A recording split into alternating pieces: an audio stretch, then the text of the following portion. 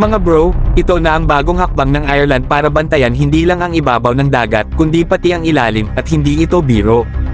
Noong June 15, 2025, inanunsyo ni Tanais at Minister for Defense na si Simon Harris ang pirmahan ng multi-million euro contract sa Thales DMS France para sa pagkuha ng isang state-of-the-art towed sonar system para sa Irish Naval Service. Hindi lang basta dagdag gamit to, ito ang kauna-unahang acquisition ng ganitong klaseng sonar system para sa Ireland. Kumbaga, ito ang unang hakbang nila patungo sa seryosong subsea domain awareness.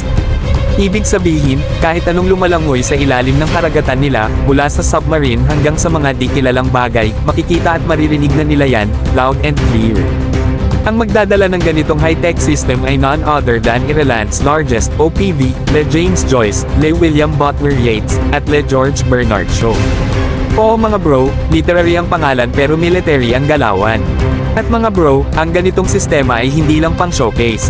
Ang towed sonar system ay kayang mag-detect ng submarines at other undersea threats mula malayo. It's like having a giant ear dragging behind your ship na laging alerto sa anumang ingay sa kailaliman. Submarine hunters, meet your match. Perfect ito lalo na sa mga bansa gaya ng Ireland na may malawak na maritime area pero limitadong naval resources. Kaya mga bro, lesson learned, kahit hindi ka superpowered, you can still level up smart. At kung kaya ng Ireland mag-invest sa sonar tech para protektahan ang karagatan nila, aba, dapat tayo rin. Sana all, mga bro. Let's take notes and keep pushing for smarter, modern, and tech-savvy defense moves.